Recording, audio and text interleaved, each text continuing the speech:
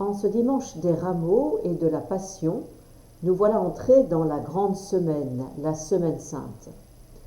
Au fil des célébrations liturgiques, nous allons suivre Jésus entrant résolument dans sa passion jusqu'à la mort en croix, l'ensevelissement et le grand silence du samedi saint, et la résurrection dans la discrétion au matin de Pâques. Célébrer la Semaine Sainte, ce n'est pas ouvrir un album photo, tourner les pages pour regarder avec émotion les photos du passé. Il ne s'agit pas de nous souvenir comme on célèbre un anniversaire, mais de faire mémoire au sens théologique du terme.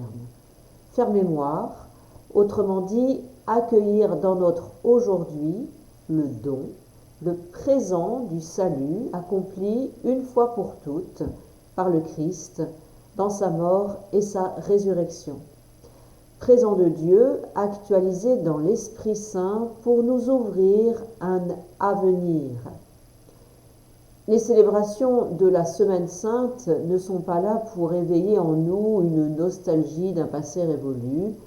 Bien au contraire, elles viennent vivifier en nous la nostalgie de l'avenir sous la forme d'un appel à recevoir au présent ce présent éternel de Dieu dans notre aujourd'hui. Chaque célébration de la semaine, comme chacune des célébrations liturgiques, nous invite à participer de plus en plus profondément au mystère pascal du Christ, mystère de mort et de résurrection. Chacune des célébrations actualise la totalité du mystère, même si la porte d'entrée est différente pour chacune. Nous lisons durant la messe des Rameaux le long récit de la Passion qui nous laisse au tombeau scellé.